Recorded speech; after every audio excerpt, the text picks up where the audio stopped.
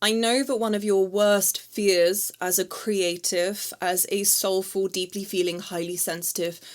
complex woman is that if I put my art out into the world, if I share my message, I'm going to be judged, I'm going to be mocked, I'm going to be misunderstood, I'm going to be bullied, I'm going to be laughed at, no one's going to get it, and it's going to make me feel even more isolated. And it's going to trigger my core beliefs around not being enough or being too much. But you know what's even worse than being judged and misunderstood and misinterpreted and even attacked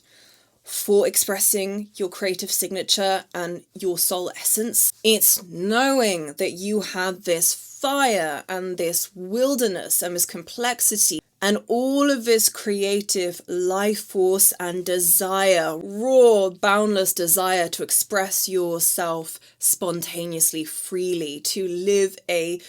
liberated existence, but you choose to hide instead. It's the unlived life of the creative genius of a woman, and many men as well,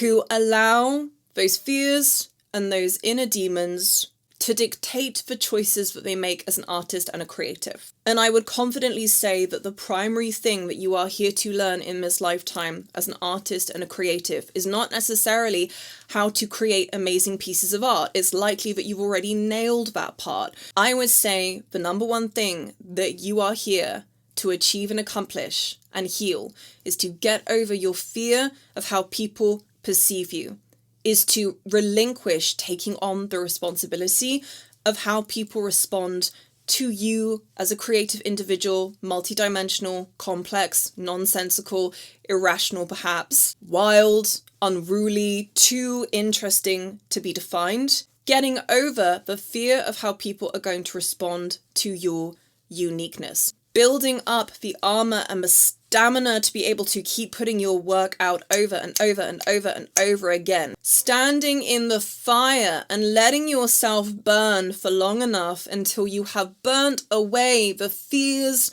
the vulnerabilities, the self-doubt, the self-criticism, the imposter syndrome, the perfectionism, the internalized voices of a patriarchy, the men in your life, other people in general that have made you believe that you cannot be as big and expressive and as powerful as you know you are and have the potential to unlock and unleash within you. The invitation here is, can you stand in that fire long enough and burn all of those internalized fears, the shame, the oppression, until you